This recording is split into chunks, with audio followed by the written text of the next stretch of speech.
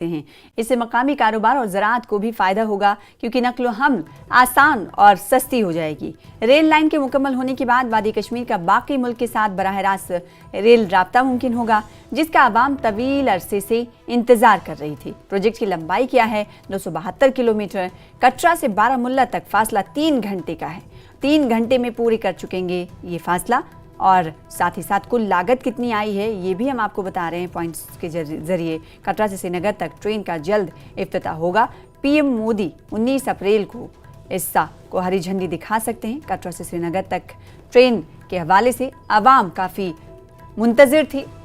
19 अप्रैल को वज़ीर-ए-आज़म नरेंद्र मोदी इस मंसूबे का इफ्तिताह कर सकते हैं। प्रोजेक्ट की लंबाई है 272 किलोमीटर और कटरा से बारामुल्ला तक फासला 3 घंटे में तय हो जाएगा। सबसे ऊंचा रेलवे पुल है चनाब पुल, जो कि 359 मीटर ऊंचा है।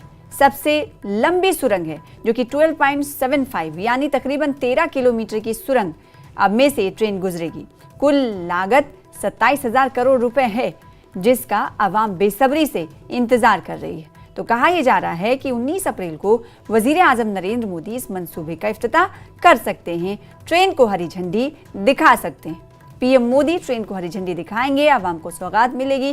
काफ़ी दिनों से आवाम मुंतज़िर थी। कटरा से श्रीनगर ट्रेन सर्विस को हरी झंडी पीएम मोदी के जरिए दिखाई जाएगी। 19 अप्रैल को बताया जा रहा है कि पीएम हरी झंडी दिखा सकते हैं।